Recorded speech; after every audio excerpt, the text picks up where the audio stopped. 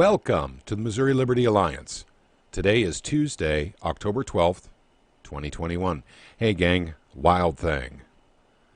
You know, I played that for you, albeit kind of badly. I'm learning guitar. I was just thinking about how wild it is that we actually got SAPA done in the state of Missouri with teeth. Other states, 9 other states got SAPA, but they don't have teeth.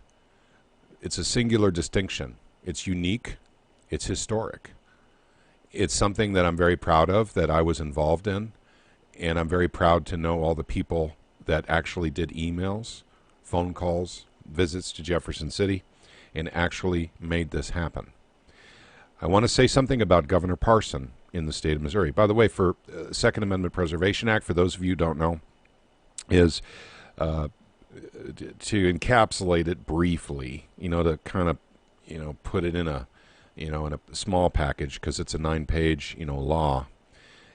Basically what it means is we don't enforce federal gun laws in the state of Missouri anymore.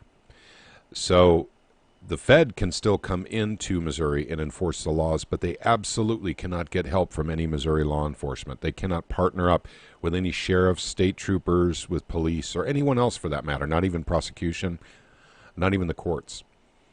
And not only that, there's a stiff fine, broad ramifications for any agency that is Missouri-based to work with the Fed to enforce federal gun law. It's a $50,000 fine per incident. On top of that, embedded in our law is the fact that if the Fed comes out and starts encroaching on your right to bear arms, you can call your sheriff, and it's your sheriff, your police, whoever, and it's their job to protect your Second Amendment rights, your right to bear arms. So that's what SAPA is in a nutshell. Now there's more to it, but we're not going to do that in this video here because I want to cover something else. Let's talk about Governor Parson. Governor Parson was a senator for most of the time that SAPA was trying to get through legislation. That's 8 years, by the way, gang. It's 8 years it took us to get SAPA done. All kinds of problems getting SAPA done, all kinds of people representing problems getting SAPA done, and I'm not going to go into that right now, but we finally got it done in 2021. It's a law. Now the governor is wanting to backpedal on this a little bit because he's hearing from people in law enforcement that they're having problems putting criminals behind bars. Now, it's funny too because we have the other side, the other side being those who did not want SAPA and happen to be of the left persuasion, are trying very hard to get SAPA taken away by a court saying it's unconstitutional. That effort will fail. It will not work because SAPA is 100% constitutional. There's nothing wrong with the legislation. It doesn't encroach on anything, even though they're saying it violates supremacy clause from the United States Constitution. This is a falsehood. This is a lie. It does not have anything to do with supremacy clause in the United States Constitution, which has nothing to do with your rights. It has to do with laws literally from the federal government. So we'll get into that another time. Governor Parson, if you ever end up watching this video, I want you to know how hard some people worked to get this legislation passed. Not only did people work hard to get this done, people are moving to the state of Missouri because they're seeing it as a bastion of freedom because SAPA got passed, because federal encroachments on people's right to bear arms doesn't exist here anymore. Red flag laws can't exist here anymore. With SAPA legislation, along with the Fifth Amendment to the Missouri Constitution, it makes it very difficult for red flag laws to exist here. They don't flourish here. They die. So now, Governor Parson, and that is if you end up watching this video, you're backpedaling on this, citing information from probably southeastern police chiefs, sheriffs, and possibly state troopers. And they're talking about how difficult it is now, for them to actually, go after criminals because SAPA, because they don't have the ATF anymore.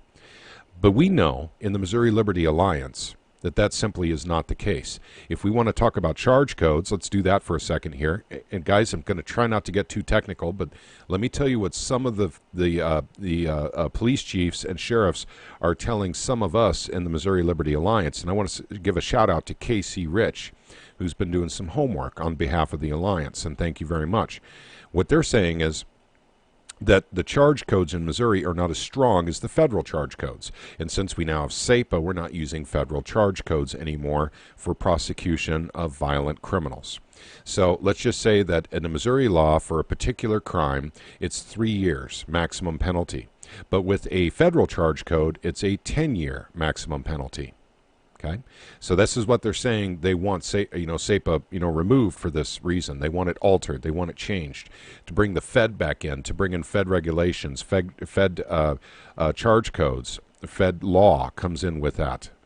This is what we worked hard to eliminate. We worked hard for this, and we did it not only for ourselves but for our children. And for you, sir, to backpedal so very quickly shows flaws in your character. Now, we're going to talk about the Missouri Sheriff's Association here in a second. Governor Parson used to be a sheriff at Polk County, Missouri, by the way. But the real problem here is civil asset forfeiture. I'm sure of it. We can get to the bottom of this relatively quickly, but it's about money, gang. It's about money. Law enforcement in Missouri, and by the way, not all law enforcement is saying get rid of SAPA. I don't want you guys to get that impression. That is not the case. This is a very small, vocal minority. And what happens with civil asset forfeiture in Missouri is we make that illegal. So if a sheriff or a cop or a state trooper seizes your vehicle, because of some kind of gun crime, or something they can attach to a gun crime, then they can sell it and keep the money for their agency. In Missouri, that's illegal. That's illegal. Most states that is legal, by the way. But when we worked with the Fed, and the Fed got credit for the bust, if you will, Missouri would be able to keep 80% of the proceeds from selling off, whatever, a van, guns, and a boat.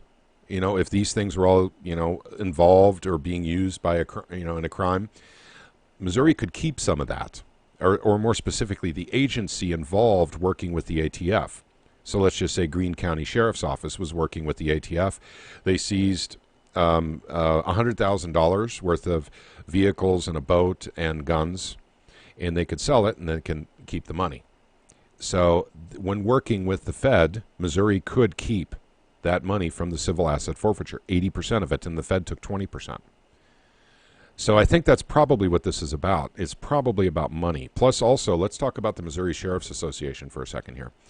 The 10th Amendment Center, and this would be Michael Mahari, actually put out an article. This was earlier this year, March 29th of 21, and it was about the Sheriff's Association basically getting federal grant money and regifting it to sheriffs in the form of grants.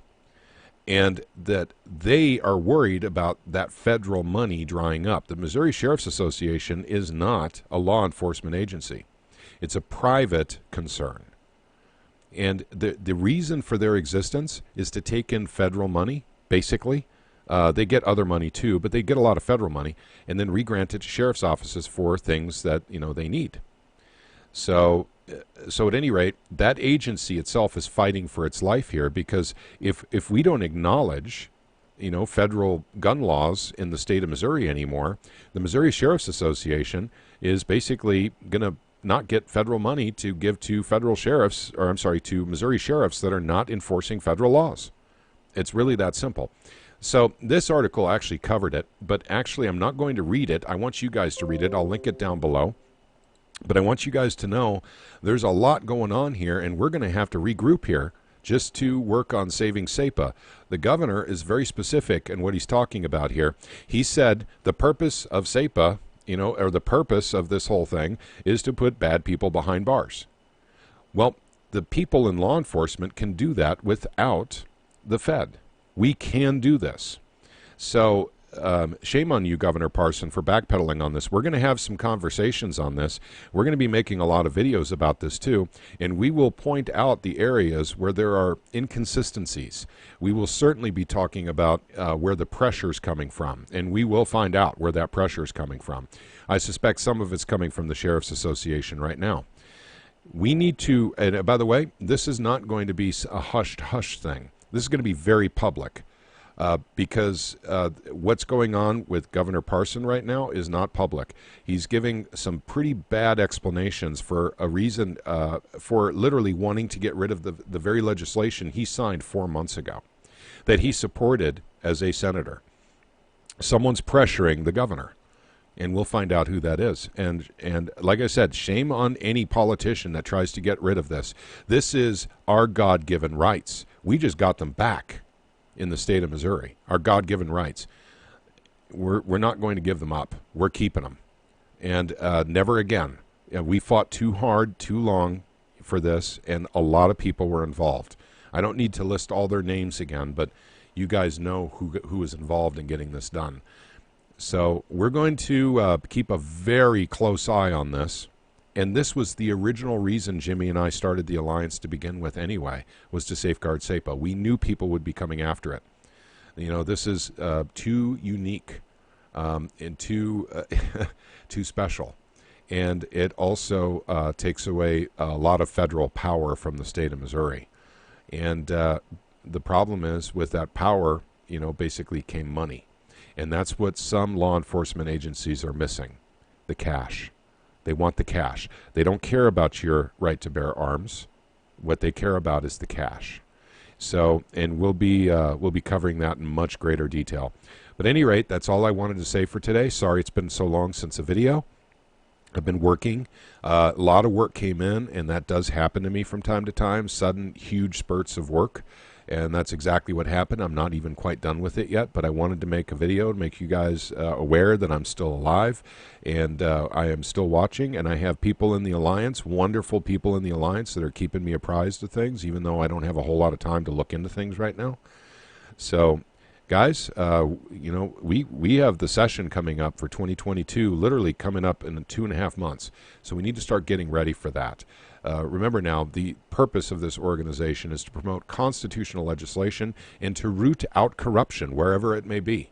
That's what we're going to do. And I think there's corruption involved with people wanting to get rid of SAPA or alter it or change it, weaken it, to water it down. So we're going to be watching that, as I said, very carefully. Thank you very much for spending a few minutes with me tonight. Guys, I'm back. And you guys all have a wonderful evening. May God bless each and every one of you. Take care, gang.